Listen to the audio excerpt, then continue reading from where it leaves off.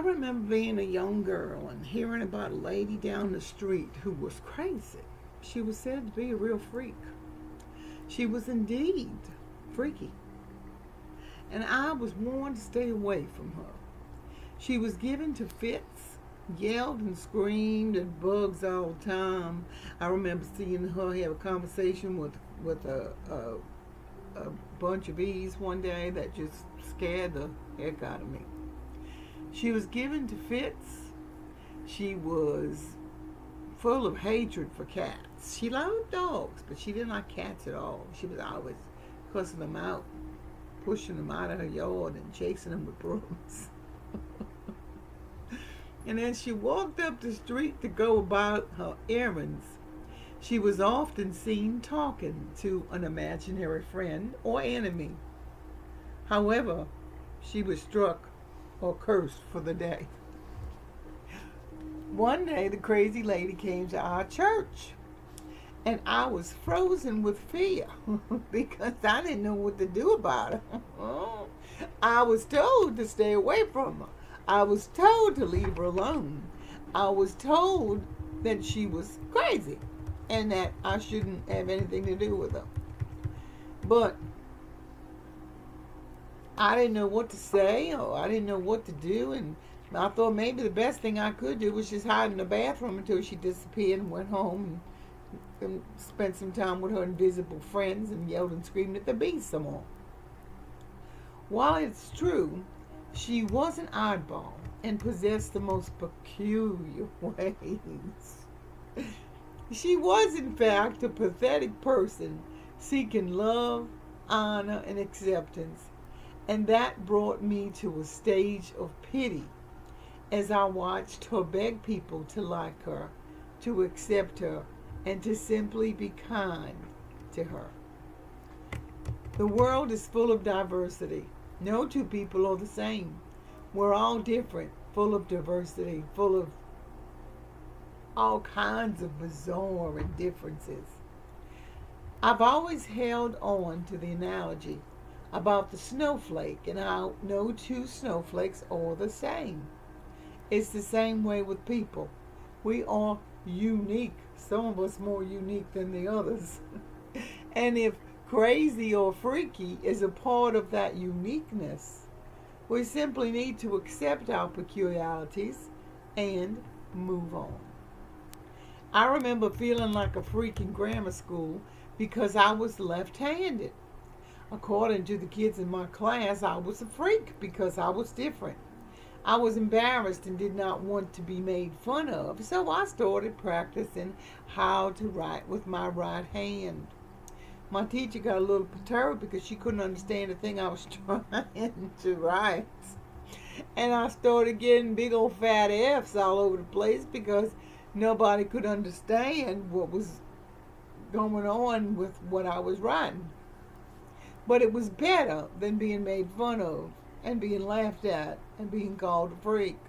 And for about, I don't know, a week, I spent like a normal person writing with my right hand, even though what I was writing didn't make any sense.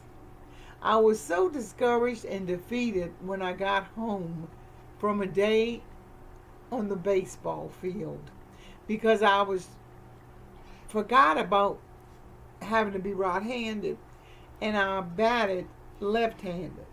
So I got on the other side, and then that reminded everybody of my freakiness. And they all sort of pointing their fingers at me and laughing and saying, "Oh, look at her. Where's she gonna hit the ball? And they're gonna go nowhere." And sure enough, I struck out, and I went home feeling defeated and very, very sorry for my freaky self.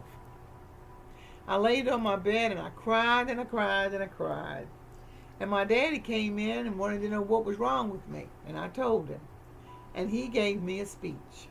He told me that just because my right hand did not do what I wanted it to do, should I cut it off? No, he told me.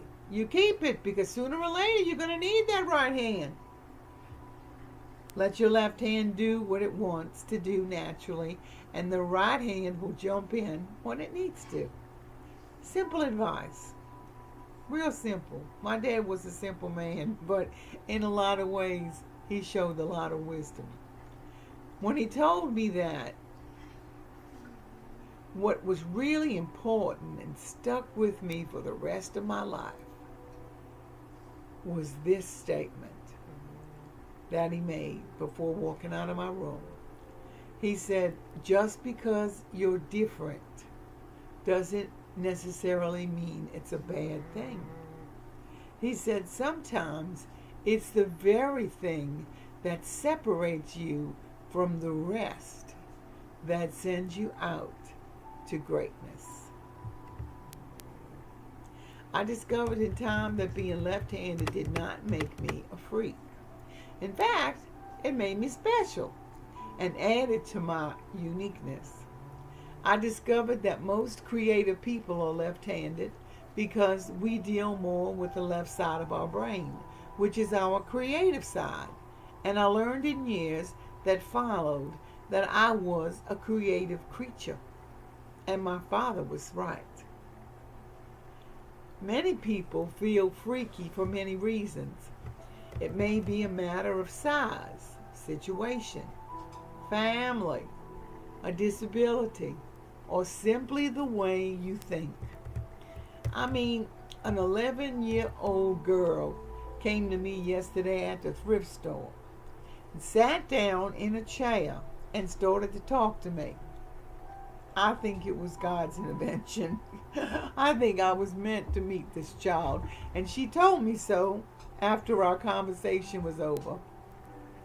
She told me she thought she was a freak because she could not see, she could see and know things about people, and it scared her to think that she was such a freak, and she feared that she would always be the odd gal out because, poor thing, she was a blabbermouth like me, and she couldn't shut up about it. She would tell people, hey, I see this in you, or hey, is your mama telling you this or that or the other thing? And she gave me a couple of examples.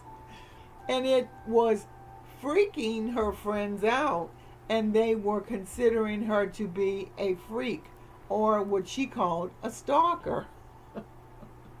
She was the cutest thing, and I just enjoyed so much meeting her and her father.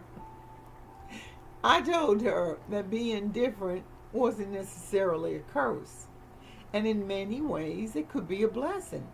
And instead of letting her freaky gift scare her, she just needed to learn how to use it.